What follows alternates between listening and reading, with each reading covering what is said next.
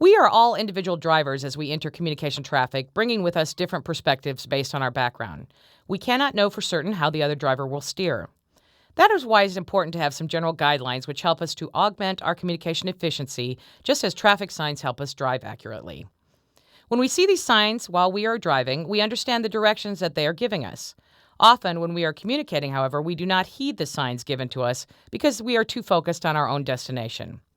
We need to learn to read the signs and realize that although it may not be the swiftest route for us to travel, it is the least hazardous. We will protect ourselves and others from unnecessary collisions. The following are signs that we should look for in communication traffic. Speed limit. Each of us processes and communicates our message at a different rate. It is important to assist communication traffic by exchanging information at a similar pace. If you try to go too fast or too slow, you can actually cause difficulty to other communicators. Don't be afraid to check your speedometer if you feel that communication is running inefficiently. Yield. Pause and listen before you speak.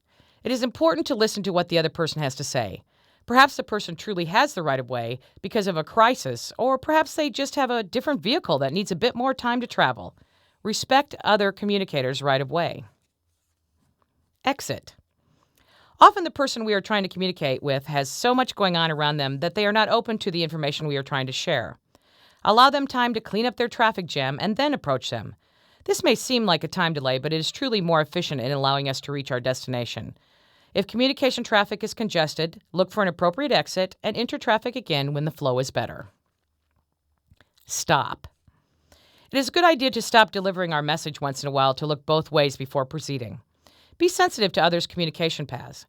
We need to make sure that other communicators are following the same signs that we are. If they are not, we are definitely in danger of a collision. Curvy road ahead. At times, the path we are navigating is not a straight one. We need to be aware of the conditions of the environment we are communicating in. If the person is not open to the message we need to directly relay, it can be helpful to maneuver around the curves by giving a compliment, opening with a topic that interests them, or even a question. Direct routes are not necessarily the quickest advance. One-way. One-way traffic may seem like the path of least resistance. We are able to get our information out and move ahead in the direction that we want to move. However, we need to realize that one-way traffic can only take us continually in one direction. The way can become monotonous. We are unable to interact with other communicators. It is inevitable that we will travel one-way roads when we are stressed, overwhelmed, and time-constrained. However, when we are able to, we should enter two-way traffic again to expand our travel experience. Do not enter. Part of taking ownership of our communication means realizing when we should and should not enter other people's affairs. If we have not been asked to be counsel and have not been invited into their private business, we should not enter their drive. This sign also warns us when we are going against the flow of traffic. By entering areas we should not, we create risk for those involved. Avoid entering areas that are not open to traffic flow. Find the correct road to follow. No U-turn. If you are emotionally upset when you enter into a conversation with a person, you may say something that you can't take back. Be sure to think through what you say before sometimes there is no U-turn. Rest area, 1 mile. Don't be afraid to take a break before you continue your communication. Calm down and approach your discussion intellectually as opposed to emotionally. Center turn lane.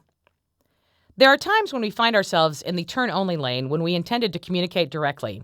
It can be a sign from our brain that we are not ready to relay the information appropriately. Drive around the block and get back into the flow of direct communication when you are ready.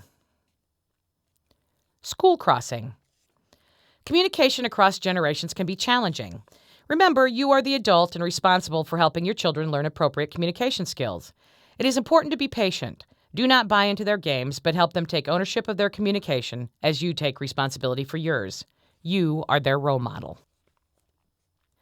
Wrong way. If you are involved with communication that doesn't seem to be going anywhere, realize that you are 50% of the problem. If you continue to travel the same path and you go the wrong way or are stopped, then it is up to you to change direction. When dealing with difficult people, it is possible that they give you no choice but to turn. In that case, drive around the block and find a new route. Center Island. If it seems that there is an island between you and the other person you are communicating with, acknowledge the gap between you and continue communicating effectively. In communication, no division need last forever if you are steering your vehicle in the right direction. Left turn only. A turn can be taken in communication by using humor. Sometimes an unexpected turn can help add a new perspective to our communication, opening our minds to opportunities.